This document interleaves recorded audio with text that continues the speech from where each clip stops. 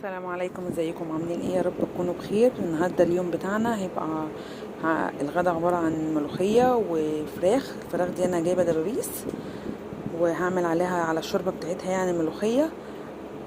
بصوا، الملوخية انا بحب اجيب الملوخية الخضراء، مش النشف، مش اللي هي الناشفة، لا بحب اجيب الخضراء العادية خالص، بالنسبة لي احسن. طبعا مش معنى كده ان الناشفة وحشة، لا حلوة.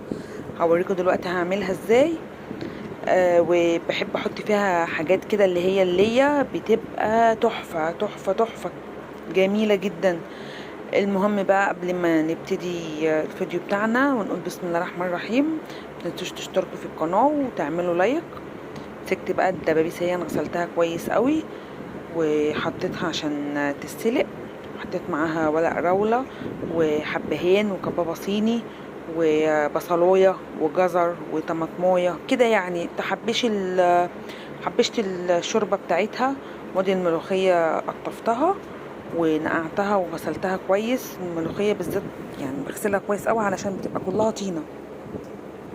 فعامه الحاجات الخضراء لازم تتغسل كويس. المهم بقى، حطيت الدبابيس اهي. بعد ما عملتها، بعد ما غسلتها يعني وحطيتها تتسلق، وما بتاخدش حاجه خالص.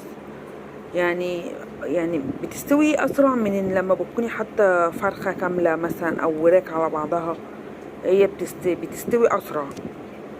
مسكت بقى الملوخيه هي خرطتها، وهزود بقى، حطيتها في الحله وهزود عليها الشوربه. بحط بقى على حسب ما انا حاطه يعني الكميه بتاعه الملوخيه. ممكن لو انا جايبه نص كيلو ما بتاخدش شوربه كتير، كيلو الا ربع بتاخد اكتر كده يعني. وهعملها بقى كده عشان ان انا سايبها كويس من بعضها. بصوا بقى، انا بحط عليها حاجه دي اللي بتخليها الخضار بتاعها قادح كده وحلو. الرشه دي بقى رشه الكربوناتو دي. بصوا، هي رشه بسيطه كده كربوناتو، بس بتخليها خضره كده حلوه. يعني ساعات تعملي الملوخيه تلاقيها مسوده، وساعات بتبقى مخضره كده حلوه. لما بتكون مخضره وحلوه كده بكون حاطه عليها الكربوناتو دي. حطيت رشه فلفل اسمر ومرقايه برضو بتديها طعم كويس. وانا لقيتها محتاجه شوربه تاني، فحطيت اهو كبشه كده وهقلبها برضو كويس قوي. المهم بقى، لو انت وصلتي معايا لدلوقتي كده للدقيقه اللي احنا فيها دي، ما تنسيش تشتركوا في القناه وتعملوا لايك. طبعا ده فضلا وليس امرا. القناه بتاعتي يا جماعه مش هتكبر غير بيكم انتوا. بصوا بقى، انا بالنسبه لي ملوخيه يعني اللي انتوا شايفينها قدامكم دي، يعني انا ببقى شايلها دي في الفريزر للملوخيه مخصوص. يعني الاكلات معينه كده للملوخيه مخصوص كده، دي متشاله لها. دي اسمها ايه؟ دي اسمها الليه من عند الجزار. لازم اجيبها وابقى شايلها للملوخيه، بتديها يعني بتوديها في مكان تاني. يعني لو حد بيعملها كده هيبقى عارف انا قصدي ايه. بيوديها يعني بيديها طعم تاني خالص. انا لازم وانا بغمس كده الملوخيه لازم اللقمه يبقى معاها واحده من اللي هي اللي قدامكم دي. ولو انت بتحبيها بالرز برضو حطي عليها كده منه، بيبقى جميل. الدبابيس هي بقى كانت اتسلقت وطلعتها وهحمرها. ودي الملوخيه هي خلصت. بصوا كده السمك بتاعها كده كويس، ولا تخينه قوي ولا خفيفه كده، كويسه. مع لما تيجي تغمسيها، احنا الملوخيه ما بناكلهاش برز. انا بحبها بالعيش، وولادي وجوزي وكلنا. طبعا في ناس بتحبها بالرز، طبعا تحترم جدا، بالرز بتبقى جميله، بس انا بحبها كده بالعيش. دي بقى بتنيني اقلب فيها كده لحد ما بلاقيها اتحمرت زي ما انتم ما شايفينها قدام منكم بتتحمر كده.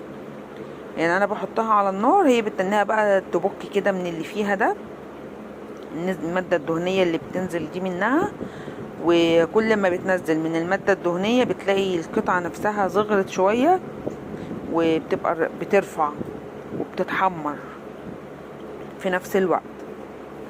هتشوفوها دلوقتي هي هتبقى ازاي، هوريها لكم. انا يا جماعه دي عشق، دي اللي هي دي جميله.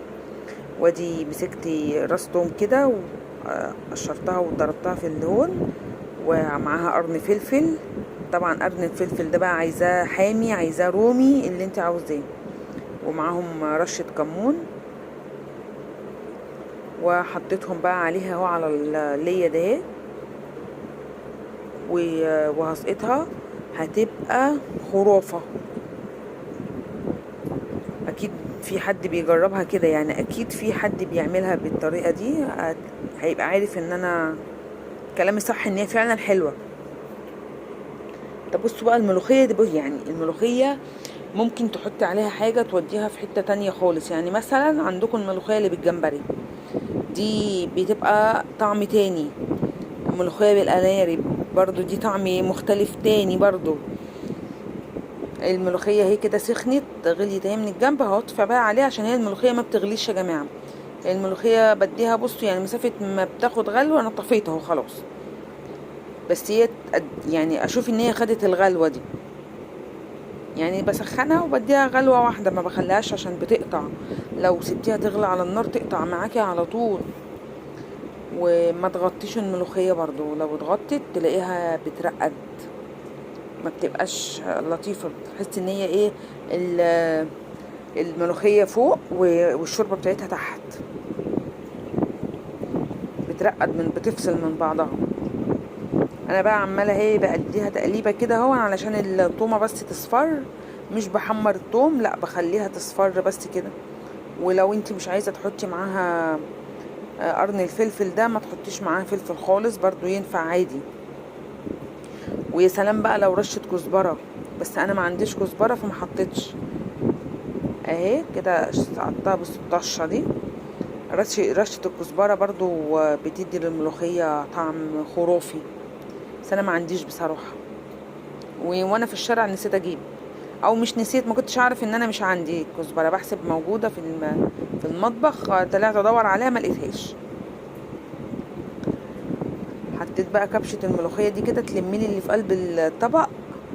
انا ساعات بشربهم بصراحة، الكبشة دي كده بقوم شرباها بتبقى جميلة. بس كده الملوخية بتاعتنا كده خلصت خلاص كده، وادي مولعة على الطاسة اهو، وهحمر الدبابيس عادي. بقى الدبابيس ممكن احمرها، ممكن ناكلها كده مسلوقة، ممكن اعملها بطماطم واحطها في الفرن عادي يعني كده او كده. ادي حمرت اهو الدبابيس، اللهم صل على النبي عليها افضل الصلاه والسلام. والملوخيه بتاعتنا هي خلصت. بصوا بقى انا لازم الحاجات اللي عايمه دي، انا ولادي بيقعدوا يقولوا لي وايه اللي عايم في الملوخيه ده، ايه اللي بيجري في الملوخيه بس بيحبوها كده بصراحه، بتبقى جميله. بس كده يا جماعه اليوم بتاعنا كان خلص، وما تنسوش بقى تشتركوا في القناه وتعملوا لايك، وفضلا وليس امرا طبعا، وما تحرمناش من كومنت قمر كده زيك. يلا.